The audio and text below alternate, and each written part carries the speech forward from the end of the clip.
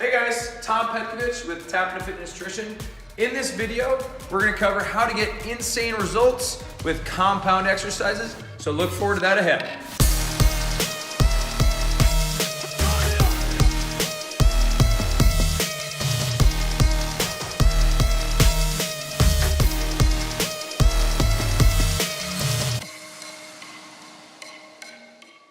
Hey guys, Tom Petkovich here to get together with you guys to basically cover a question that I received from a friend.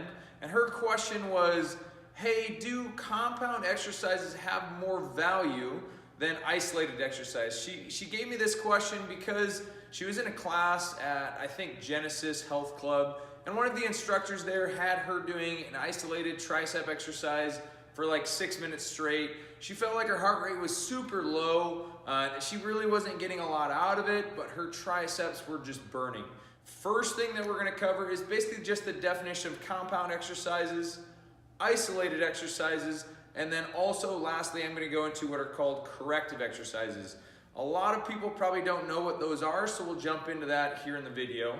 Other thing we're gonna go through is the why of why I believe compound exercises are what most people should be doing for the majority of their workout. And then lastly, we're gonna go through my 5 top pick exercises for you today of something from a beginner exercise to an advanced exercise.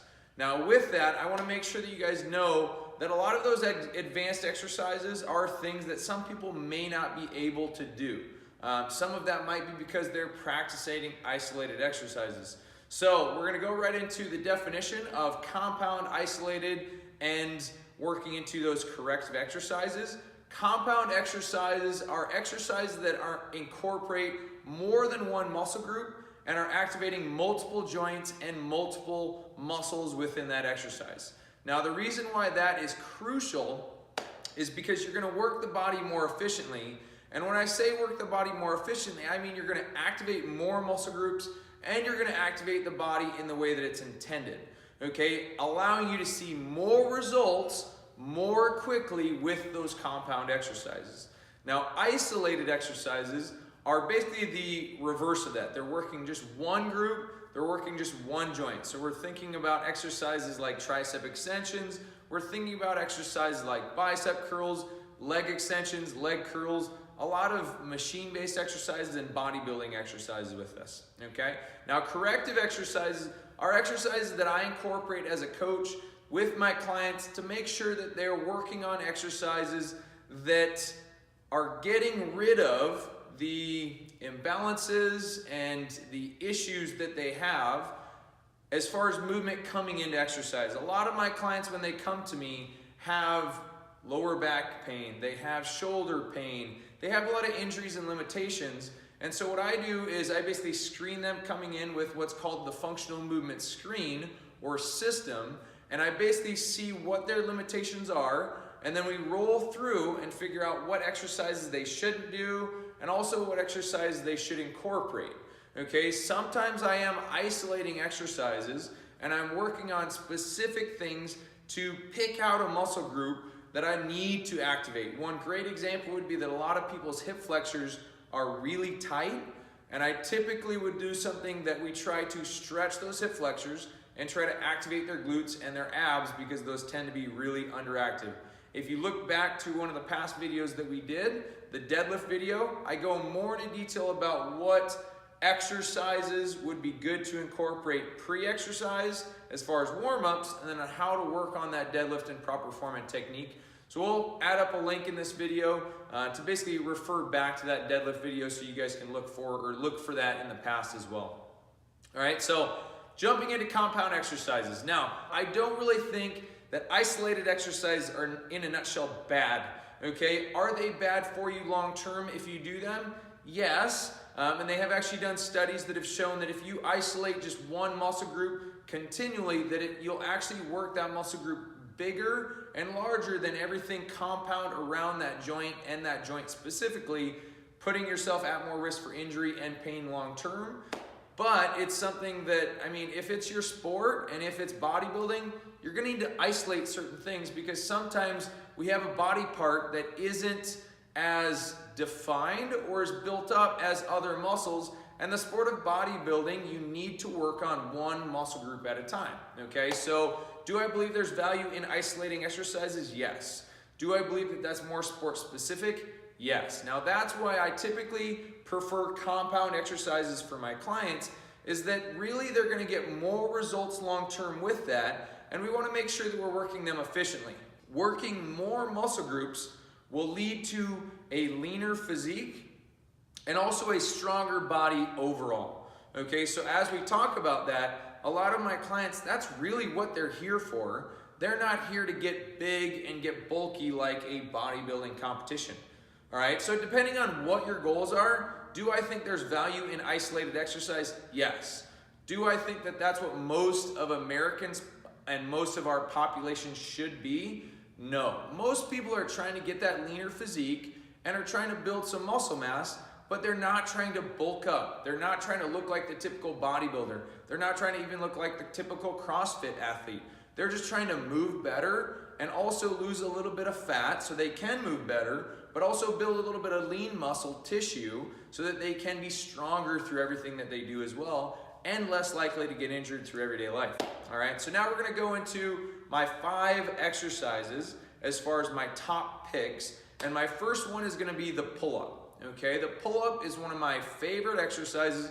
It's probably one of the most coveted exercises from all of my clients, and a lot of people struggle with it. So that's actually something that in this next month I'm gonna incorporate with my clients, a challenge to try to get everybody to doing a pull-up in a month. Okay, now with that, there's a lot of nutritional in there too, so we do need to lose a lot of weight sometimes for a lot of people in order to do a pull-up. Okay, as I progress into the more difficult exercises that are related to the pull-up, I love the muscle up because it's basically going from a pull-up into a dip and it's working on that transition. Is it a highly advanced exercise? Yes. Okay, so as I talk about that, my favorite progression into that is the muscle up after that pull-up. Okay, now next is just a traditional push-up. Okay, we'll talk about how I like elevated push-ups rather than modified push-ups, and I'll show that in a little bit of video for you guys. But also, I love to transition into the handstand push-up with that. Okay, I see a lot of value as far as working into more advanced pushing and more advanced gymnastic exercises. And those are progressions that make it somewhat more fun for people, but there's a lot of ways that we can incorporate tougher and more challenging push-ups as far as overall for progressions. Next, working into what we call a hollow rock. And then that being the beginner exercise, working into the more advanced exercise of the L-sit, okay? And with that, you'll see that a lot within gymnastics, a lot in the Olympic high level, like on rings. I'm just talking about like on rings that we have here or parallettes, and then progressing into other advanced exercises with that, you know, rope climbs with L-sits, pull-ups with L-sits, and other things beyond that too. Next, going into our deadlift. That's the biggest thing that I typically work on with my clients like day one, okay? How do you pick up weights and how do you do it properly? Really, we need to do that from day one.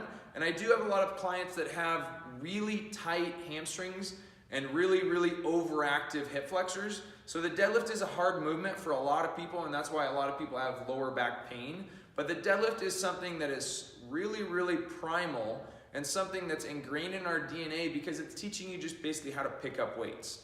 Okay, so I do have a lot of people that have lower back pain, and the best way to work on a progression with that is to elevate the deadlift just slightly so that the range of motion isn't as low, so that those people with tight hamstrings have a little bit less range of motion at the bottom of their deadlift, but can still work on really good positioning for the deadlift. Now, I like to progress people into the kettlebell swing, and typically with that, I prefer the Russian swing and not the overhead swing for most of my clients, just because of longevity and also keeping them safe within their workouts.